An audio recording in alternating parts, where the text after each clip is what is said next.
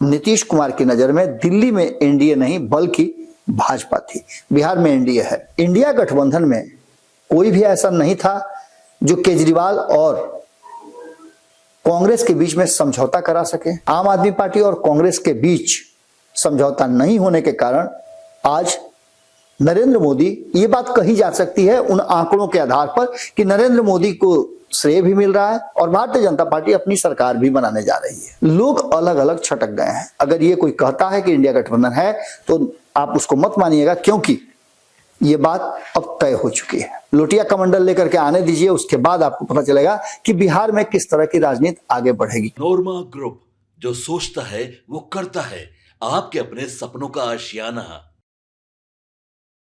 नमस्कार, एक बार फिर से आपके सामने हाजिर हैं भीतर की बात लेकर के। और भीतर की बात अब और ज्यादा इंपॉर्टेंट होता चला जाएगा, क्योंकि बिहार में ही चुनाव है और सारी शक्तियां, सारे वर्कफोर्स बिहार में लग गए हैं।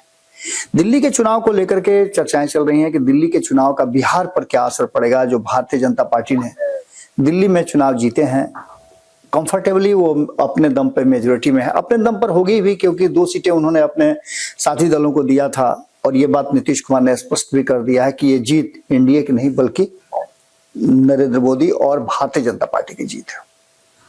खैर, ये नीतीश कुमार की बात है। चिराग पासवान का तो मानना यह है कि ये एनडीए की जीत है और हम बड़ी एकजुटता के साथ लड़े। प्रधानमंत्री नरेंद्र मोदी का चेहरा सामने था और कई ऐसे मुद्दे थे जिसको लेकर के चुनाव लड़ा गया और जीता भी गया। तो क्या बिहार में यह संभव है? अगर हमसे पूछेंगे, आप मुझसे पूछेंगे, तो मैं यही कहूंगा कि नहीं, बिहार में यह संभव नहीं है, क्योंकि बिहार में बिना नीतीश कुमार के किसी भी गठबंधन के सत्ता में पहुंचने की अब तक पिछले 20 सालों से 4 चुनाव से हमने तो नहीं देखा, और ना इस चुनाव में भी ऐसी उम्मीदें अब तक हैं। भारतीय जनता पार्टी भले ही मजबूत हो सकती है, देश के अलग अलग हिस्सों में अपनी सरकार बना सकती है, लेकिन बिहार में भारतीय जनता पार्टी नीतीश कुमार के कंधे पर सवार होकर के ही सत्ता तक पहुंचेगी। ये बातें अभी तक यथास्थिति स्थापित है और यही कारण है कि भारतीय जनता पार्टी और खास करके प्रधानमंत्री नरेंद्र मोदी ने देश के और किसी राज्यों का नाम लिया हो या नहीं लिया हो, बिहार का विशेष रूप से नाम लिया और नीतीश कुमार का नाम उसमें शामिल किया। एक बात उन्होंने जरूर ये बात इशारा कर दिया, जैसे नीतीश कुमार ने इस जीत को प्रधानमंत्री नरेंद्र मोदी और भारतीय जनता पार्टी का जीत बताया, वैसे ही प्रधानमंत्री नरेंद्र मोदी ने नीतीश कुमार को यह एहसास दिला दिया कि जब से उन्हें मौका दिया गया, इसके पीछे का आप तर्क समझ सकते हैं। इसको थोड़ा सा और इलास्ट कीजिए ना, थोड़ा सा और जब लमराइएगा तो आपको पता चल जाएगा कि वो कहना क्या चाह रहे हैं। नीतीश कुमार बार बार कहते हैं कि अटल बिहारी वाजपेयी ने उन्हें बिहार का कमान देने दिया था, सौंपा था। इस बात को अब दूसरे तरीके से भारतीय जनता पार्टी और नरेंद्र मोदी ने कहा है कि जब से नीतीश कुमार को मौका दिया गया तब से बिहार में बदलाव हुआ है। ये कह करके कहीं ना कहीं ये बात स्पष्ट कर दिया है कि जो बातें अब तक चल रही थी अमित शाह के माध्यम से हो या भारतीय जनता पार्टी के लोगों की भावनाओं के माध्यम से हो, विजय कुमार सिन्हा के माध्यम से हो, वो सारी बातें भारतीय जनता पार्टी के जहन में है। वो इस बात की तरफ सोचना भी शुरू कर चुकी है कि उसके मुख्यमंत्री बनेंगे तो बिहार में किस तरह से वो एक्ट करेगी और अपने मन मुताबिक वो काम कर सकती है। नीतीश कुमार के रहते ये संभव नहीं है। नीतीश कुमार अपनी शर्तों पर राजनीति करते हैं और जरा सा भी भारतीय जनता पार्टी 19-20 करने की कोशिश करती है तो नीतीश कुमार सीधे तख्ता पलटी कर देते हैं। खैर, हम ये बात आज नहीं कर रहे हैं। हम ये बात कर रहे हैं कि जो दिल्ली में चुनाव हुए हैं और दिल्ली में चुनाव होने के बाद नीतीश कुमार की कुर्सी पर उसका क्या असर पड़ेगा। चर्चा ये भी चल रही है कि नीतीश कुमार को जल्दी ही भारतीय जनता पार्टी कुर्सी से बेदखल करेगी। चर्चा तो ये भी आपने सुन लिया होगा, जहां तहां कानों कान ये बातें पहुंच रही हैं कि चुनाव वक्त से पहले हो सकते हैं। अब वक्त से पहले करने का क्या तुक है? अब चुनाव वक्त से पहले कीजिए या वक्त में कीजिए, आपको करना तो बिहार में ही है। 2025 में किसी भी राज्य में और चुनाव नहीं है। 2026 में 5-6 राज्यों में चुनाव होने वाले हैं, आधा दर्जन के आसपास राज्यों में चुनाव होने वाले हैं और उसकी भी चर्चा हम अभी आपसे करेंगे कि तेजस्वी ने जो नो एंट्री का बोर्ड लगाया था, वो नो एंट्री का बोर्ड अभी भी है या नहीं है। कल रात में ही हम चर्चा कर रहे थे। उसके बाद हमने आपको बताया भी कि तेजस्वी यादव के नो एंट्री के बोर्ड का क्या समय अवधि समाप्त हो गया है। दिल्ली चुनाव के बाद जो परिस्थितियां बनी है वो बहुत कुछ कहानियां कह रही हैं। एक कहानी तो यहां कह रही है कि एनडीए गठबंधन पूरी तरह से एकजुट है, लेकिन नीतीश कुमार की नजर में दिल्ली में एनडीए नहीं बल्कि भाजपा थी, बिहार में एनडीए है।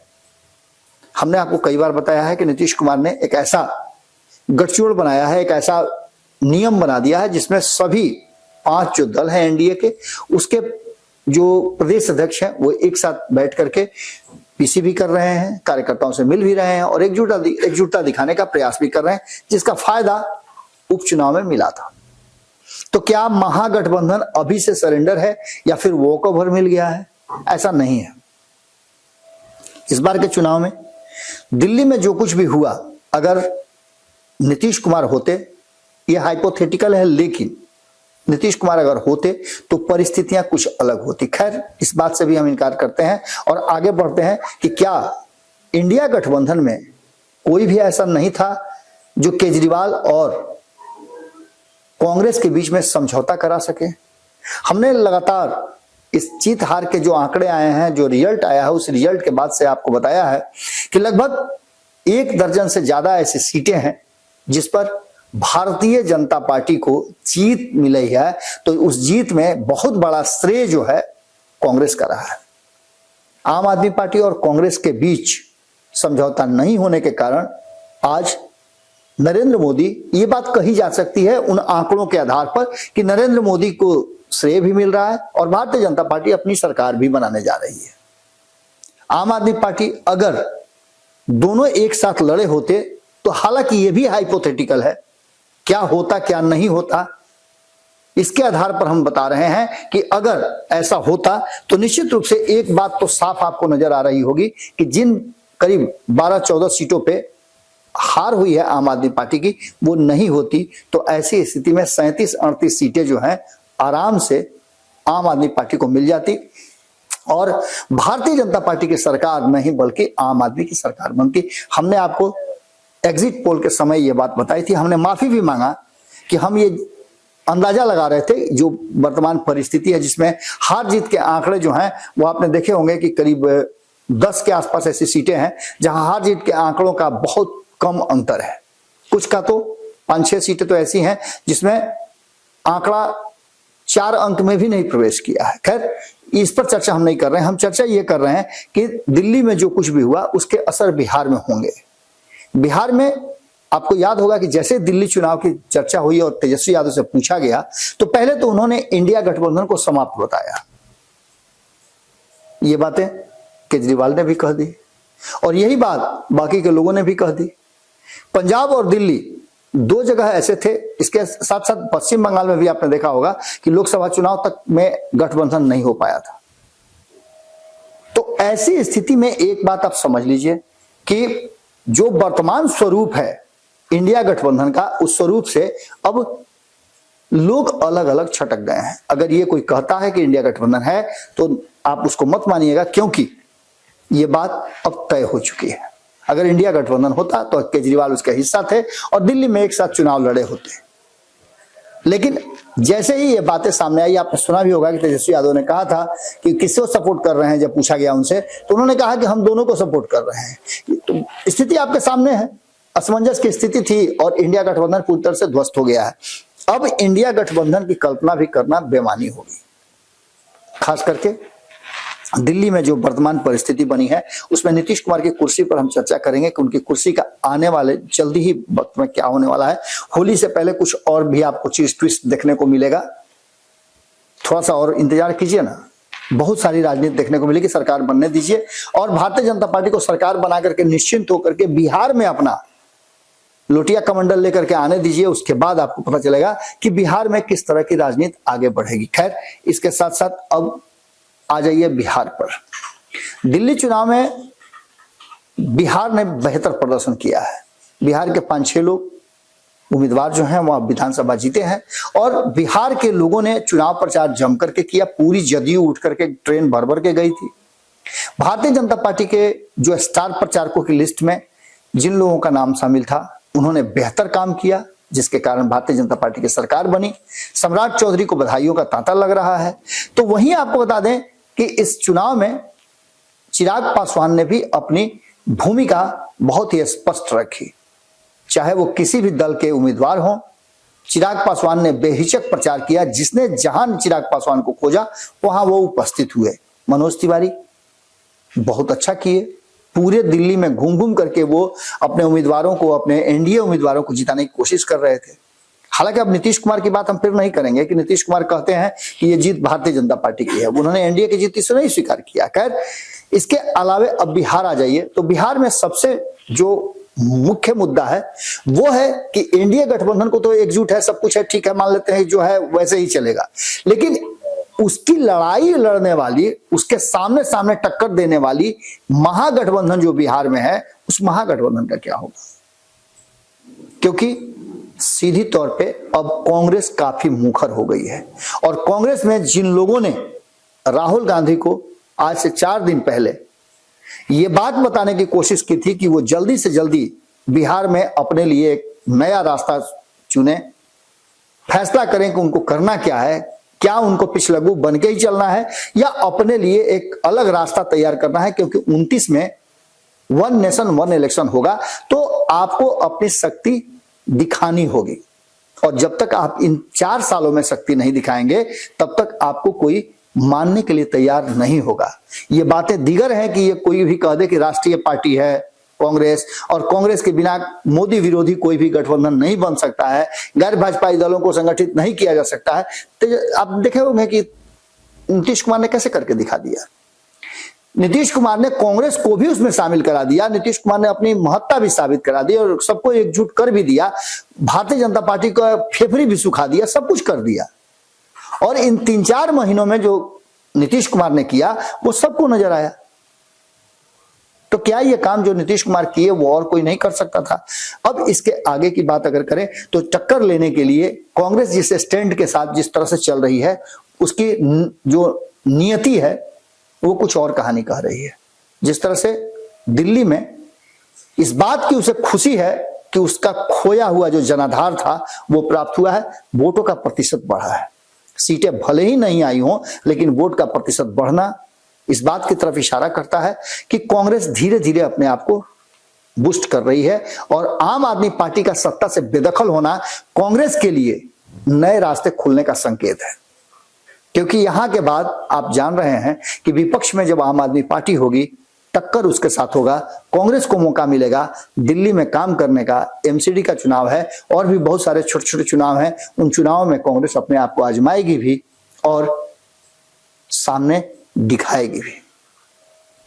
तो इस अवसर को कांग्रेस के लोगों का मानना यह है कि इसको ग्रैब किया जाए और दिल्ली में अपना पैठ बनाया जाए, आम लोगों से कनेक्ट हुआ जाए और आने वाले चुनाव की तैयारी शुरू की जाए। तो वहीं बिहार की जब बात होती है तो बिहार में दिल्ली में भारतीय जनता पार्टी की जीत या इस पूरे मामले में एनडीए का डंका बजा, इस बात पर अब नीतीश कुमार के बयान के बाद से संशय हो गया है।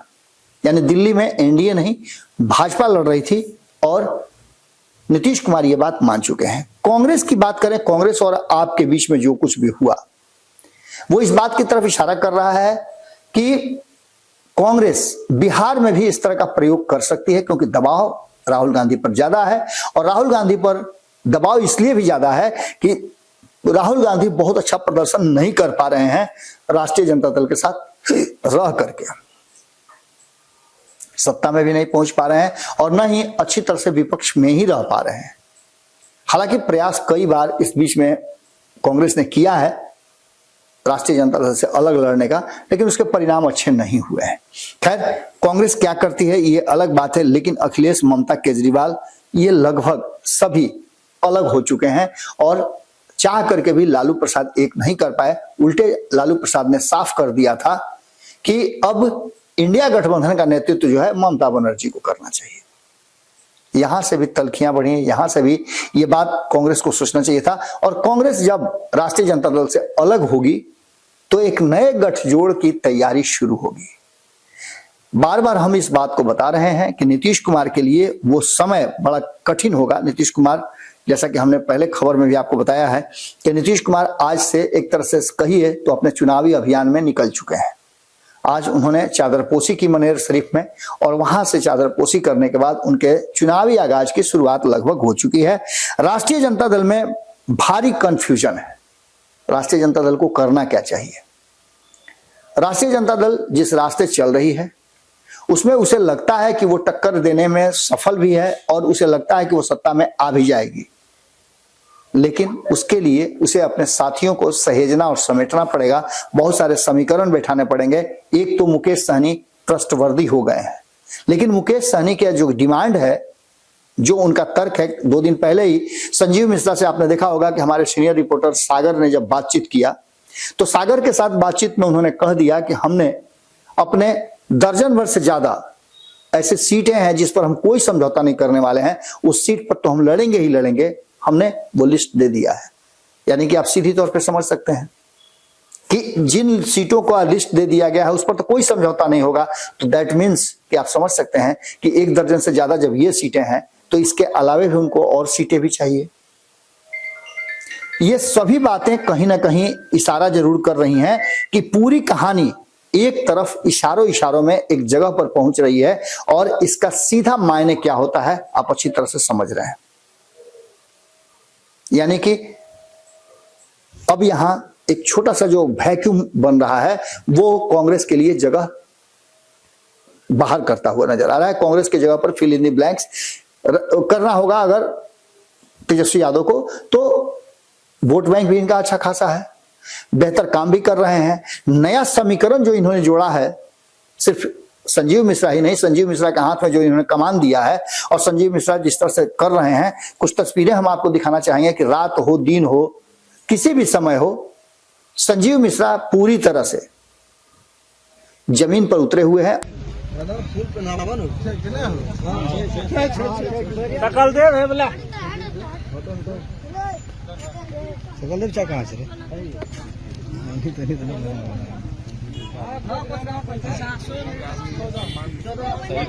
वार्ड नंबर 14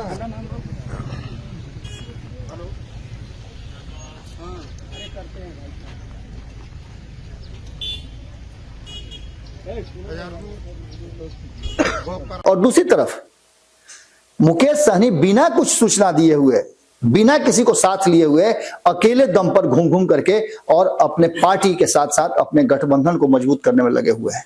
बार बार वो यही बात कह रहे हैं कि इस बार हमारी सरकार बनेगी, तेजस्वी यादव मुख्यमंत्री बनेंगे और वो उप मुख्यमंत्री बनेंगे। तो जिस समाज के लोगों को ये पता चल जाता है कि उनका प्रतिनिधित्व होने वाला है, उस समाज के लोग एग्रेसिव हो जाते हैं। भारतीय जनता पार्टी या फिर जनता दल यूनाइटेड, मुकेश सहनी का विकल्प तो है, लेकिन जिस तरह से मुकेश सहनी अपने समाज के नेता के रूप में स्थापित हो गए हैं, जैसे उपेंद्र कुशवाहा स्थापित हो गए हैं कुशवाहा समाज के नेता के रूप में, उसी तरह से मुकेश सहनी सहनी मलाह समाज के नेता के रूप में स्थापित हो गए हैं और इनको रिप्लेस करना आसान नहीं होगा। तो निश्चित रूप से इनको वोट भी मिलता है। और अब तो संजीव मिश्रा से लेकर के और कई लोगों को जोड़ा गया। संजीव मिश्रा ने यह भी बात कहा कि 10 दिन के अंदर में बड़े बड़े दिग्गज जो हैं राजनीतिज्ञ, वो वीआईपी ज्वाइन करेंगे और संजीव मिश्रा उन लोगों को ज्वाइन करा रहे हैं। इसका मतलब भी आप समझ सकते हैं कि शक्ति पूरी संचित करके और इस बार की लड़ाई को मजबूती से लड़नी है। इसके बाद अगर बात करें आप तो जनसुराज की, जनसुराज अपनी शक्ति अपने संचय कर रहा है। कई लोगों ने 2 दिन पहले आपने देखा होगा कि हमारे ही चैनल पर नागमणि ने खूब बड़ाई किया। उनका भी मकसद यही है कि अगर जनसुराज के साथ वो मिल जाते हैं, प्रशांत किशोर के साथ उनकी बात भी हो गई है, अगर वो मिल जाते हैं तो निश्चित रूप से बहुत हद तक जो वोट छटक करके जा रहा है उस वोट को समेटने में वो सक्षम है, अपने समाज के लोगों को एकजुट करने में सक्षम है। और ये अगर जुट जाता है तो निश्चित रूप से जनसुराज, जिस तरह से आपने देखा होगा कि राष्ट्रीय जनता दल के खेमे में सेंधमारी कर चुका है, मुस्लिम वोटरों को अपने तरफ आकृष्ट कर चुका है, अति पिछड़ा पर उसकी विशेष नजर है। कई अति पिछड़ा समाज के नेता हैं जिसमें आपने देखा होगा कि संतोष महतो से लेकर के कई लोग हैं जो लगातार अति पिछड़ा समाज के काम कर रहे हैं। भले ही प्रशांत किशोर के बारे में बहुत सारी बातें कही जा रही हो, कहा यह जा रहा हो कि प्रशांत किशोर एरोगेंट हैं, तो ये हैं तो वो हैं, लेकिन प्रशांत किशोर इसी एरोगेंसी और इसी तरीके से ना कई राज्यों में सरकारें बनवा चुके हैं। तो फिर बिहार में उन पर भरोसा अगर कोई कर रहा है तो गलत क्या है? प्रशांत किशोर अपने रॉ में निकल रहे हैं और आगे आने वाले चुनाव में निश्चित रूप से प्रशांत किशोर ने यह बात भी कही है कि वो इसलिए चुनाव नहीं लड़ रहे हैं कि वो सीधे सत्ता में ही पहुंच जाए। वो सत्ता में पहुंचेंगे तो अपने दम पे पहुंचेंगे, इसके लिए समय भले ही लग जाए, लेकिन सत्ता में जब पहुंचेंगे तो परिवर्तन के लिए पहुंचेंगे, बिहार में बदलाव के लिए पहुंचेंगे और बिहार को नया बिहार बनाने के लिए पहुंचेंगे। तो ऐसी स्थिति में एक ये भी विकल्प नजर आ रहा है। दूसरी तरफ आपने देखा होगा कि चिराग पासवान इस पूरी कहानी में चुप्पी साधे हुए हैं। हालांकि दिल्ली में उनका शोर था, दिल्ली में उन्होंने बेहतर काम किया, जो भी हो। कई लोग तो ये भी कहते हैं कि चिराग पासवान दिल्ली में गए जिसके चलते वोटों की संख्या काफी बढ़ी है। वही हाल भारतीय जनता पार्टी के कई नेताओं का है। लेकिन इसके साथ साथ आप आईपी गुप्ता को भी नहीं भूल सकते हैं। वो भी 80 लाख लोगों को एक साथ एकजुट करके, एक दिन पहले ही मैं उनसे मिला हूं, संयोग से मुझे कार्यक्रम में जाने का मौका मिल गया। मैं गया तो देखा कि उनके लोग इतने ज्यादा, राज्य लेवल पे जो उनकी मीटिंग चल रही थी उस मीटिंग में काफी कहा जाए तो डेडिकेटेड लोग थे और हर तरह से वो सेक्रीफाइस करने के लिए तैयार है। अपने समाज को उनका हक हुकूक दिलाने के लिए वो हर कुर्बानी देने के लिए तैयार है। खुद आईपी गुप्ता ने कुर्बानी दी है। तो ऐसी स्थिति में जब ये समाज 9 महीने बाद चुनाव के लिए तैयार अपने आप को कर रहा है, किसके साथ रहेगा किसके साथ नहीं रहेगा ये फैसला नहीं हुआ है, तो निश्चित रूप से ये भी एक डैमेज करेगा और ये एक फैक्टर निश्चित रूप से बनेगा। इसके अलावे यदि आप बात करें तो जो वर्तमान परिस्थिति बनी है उसमें नीतीश के बिना, हम बार बार ये बता रहे हैं आपको कि कोई भी गठबंधन मजबूत नहीं हो सकता है। ये जितने भी दल हैं ये अपने अपने हिसाब से तैयारी कर रहे हैं। बात उपेंद्र कुशवाहा की करें तो उपेंद्र कुशवाहा के बारे में आप देखे होंगे कि चुप्पी साधे हुए हैं, लेकिन उनका डिमांड लगभग 20 सीटों के आसपास का है। देखना होगा कि क्या कुछ मिलता है और यह तभी संभव है जब एनडीए गठबंधन में टूट फूट हो, क्योंकि 20 सीटें अभी वर्तमान परिस्थिति में तो मिलती हुई नहीं दिखाई दे रही हैं। लेकिन जितनी भी सीटें मिलेंगी वो जीत की गारंटी एक तरह से होगी, क्योंकि वोटों का समीकरण इस गठबंधन में बनता हुआ दिखाई दे रहा है। अगर आईपी गुप्ता, नागमणि, जनसुराज ये लोग बहुत ज्यादा एनडीए गठबंधन को डैमेज नहीं करें तो, वैसे तो देखने में सीधे मिल रहा है कि जनसुराज निश्चित रूप से डैमेज करेगा, तो वहीं नागमणि भी कुशवाहा समाज के वोटों को तो काटेंगे ही। और आईपी गुप्ता की बात करें तो जो वोट आंख मूंद करके जाता था एनडीए गठबंधन को, नीतीश कुमार को, क्योंकि नीतीश कुमार ने आरक्षण दिया था, आज उन्हीं की सरकार में उनका आरक्षण वापस हो गया है, तो निश्चित रूप से यह समाज अपने लिए विकल्प तलाश करेगा और इस विकल्प को भजाने के लिए कई लोग तैयार हैं। उधर जनसुराज भी ये बात स्वीकार करने के लिए तैयार है कि अगर ऐसा कुछ होता है, हमारी सरकार बनती है तो हम आरक्षण देने के लिए तैयार हैं। तो वहीं तेजस्वी यादव भी इस पर समझौता कर सकते हैं, क्योंकि मुकेश सहनी तो पहले से ही आरक्षण के दायरे में आने के लिए अपने लोगों के साथ लगातार कसम खा रहे हैं। ये सभी परिस्थितियां घुमा फिरा करके इस बात की तरफ इशारा करती है कि जो वर्तमान परिस्थिति है उसमें दिल्ली चुनाव जो है उसने बहुत कुछ सिखाया है। जैसे लोकसभा के चुनाव ने भारतीय जनता पार्टी को सिखाया था कि आप लक्ष्य तय करते हैं तो उसके लिए करते क्या हैं, लक्ष्य प्राप्ति के लिए आपके द्वारा किया गया प्रयास कितना सही है, सटीक है, यही बताता है कि आपके लक्ष्य प्राप्ति करते हैं कि नहीं करते हैं। लोकसभा चुनाव में थोड़े से पिछड़ गए थे नरेंद्र मोदी है तो मुमकिन है, सब कुछ सही था, लेकिन ये रिकवर करके दिल्ली के चुनाव में पूरी शक्ति लगाया गया, महाराष्ट्र के चुनाव में शक्ति लगाया गया, हरियाणा के चुनाव में शक्ति लगाया गया, शक्ति तो यहाँ झारखंड में भी लगाया गया था, लेकिन झारखंड में परिस्थितियां कुछ अलग थी। वो एक अलग तरह का राज्य ही है जहां लोगों की भावनाएं, सेंटिमेंट जो है वो काम करते हैं, तथ्यों पे नहीं। और सेंटिमेंट वहां के लोगों के साथ था, झारखंडी लोगों के साथ था, और इसका नतीजा आपके सामने नजर आया। खैर, आने वाले कई राज्यों में चुनाव होने हैं। असम में 2026 में चुनाव होना है। बिहार के बाद जो राज्य चुनाव होने वाले हैं उसमें असम है, केरल है, तमिलनाडु है, पश्चिम बंगाल है और पुडुचेरी है। इन राज्यों में भी भारतीय जनता पार्टी को बेहतर प्रदर्शन करना है। इसके लिए बिहार में भारतीय जनता पार्टी को अपने दम पे बेहतर प्रदर्शन करना होगा। दिल्ली जीत के बाद निश्चित रूप से बूस्टअप जरूर हुआ है भारतीय जनता पार्टी, और ये दिखेगा आपको बिहार के चुनाव में। सीट शेयरिंग का समझौता तक इंतजार कीजिए, बहुत कुछ होना है। वैसे हम आपको एक और बात बता दें कि होली से पहले जो कुछ भी होने वाला है, धीरे धीरे उसकी छन छन के खबरें आ रही हैं। बहुत जल्दी हम आपको इस पर भी खुलासा करेंगे कि क्या होने वाला है बिहार में होली से पहले। जुड़े रहिएगा भारत लाइव के साथ।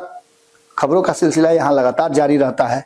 भीतर की बात में हम आपसे यही विदा लेते हैं। हम चाहेंगे कमेंट बॉक्स में अपनी राय जरूर आप रखिएगा। बिहार दिल्ली के बाद किस दिशा में जा रहा है और बिहार में दिल्ली चुनाव के परिणाम के बाद क्या परिवर्तन होगा। आपके सपनों को हमने सजाया है, ई होम्स पैनोरमा को हमने बनाया है। ई होम्स मेरा एक सपना था जिस पे मैं पिछले 4 साल से काम कर रहा था। हमने जो बनाया है वो सबने है माना। ई होम्स पैनोरमा में हो आपका भी आशियाना। और फाइनली हमने 2021 में इस प्रोजेक्ट को लॉन्च किया। बहुत लोग अप्रिशिएट कर रहे हैं कि पूर्णिया जैसे शहर में, बिहार के, एक तो बिहार की बात करें उसमें भी पूर्णिया जैसे छोटे जगह में इस तरह का लाइफस्टाइल देना, ये सुन के हम लोगों को बहुत अच्छा लगता है। ई होम्स में हमने कुछ और भी किया है, जैसे हम जिस जगह में रह रहे हैं हमारे फैमिली सिक्योर हो, उनको सिक्योरिटी का ध्यान में रखा है। आपकी सुविधा और सुरक्षा आपके लिए खास है, ये आपका विश्वास है। इसमें आर्टिफिशियल इंटेलिजेंस का 7 लेयर सिक्योरिटी का हमने इस्तेमाल किया है। लस ग्रीन कैंपस को बनाया है। यदि हमारा बाउंड्री वाल है तो वो वर्टिकल गार्डन है। ये जितनी भी फैसिलिटी होता है एक इंटरनेशनल टाउनशिप में ई होम्स है, ये हम लोग विश्वास नहीं कर पा रहे हैं। जो भी हमारे मित्र दोस्त या जो भी हमारे बाहर के बाहर आते हैं तो हम लोगों को बहुत अच्छा सुनने को मिलता है और बहुत अच्छा क्रेडिट मिल रहा है। वो सारा हमने सिर्फ एक बिल्डिंग नहीं बनाया, हमें एक बहुत अच्छा लाइफस्टाइल दिया ई होम्स में, और मेरा एक सपना था जिसको मैं आज फुलफिल होते हुए देख पा रहा हूँ। ये आपका आवास है। ई होम्स पैनोरमा में अब आपका निवास है। E homes Panorama, luxurious lifestyle redefined. Panorama group, जो सोचता है वो करता है। अगर ये वीडियो पसंद आई और वह बिहार के राजनीति और बिहारियत से सरोकार रखेनी तो सब्सक्राइब बटन दबा के चैनल के सब्सक्राइब कर ली। ओजे एगो घंटी बा, ओकरा बटन दबा देला से कुल सटीक और मारक खबर रुआ मुफ्त में मिल जाई। अगर रुआ पत्रकारिता के हमनी के नया प्रयोग में सहयोग कर चाहतानी तो ज्वाइन बटन दबा दी। पेटीएम नंबर नोट कर ली 93868167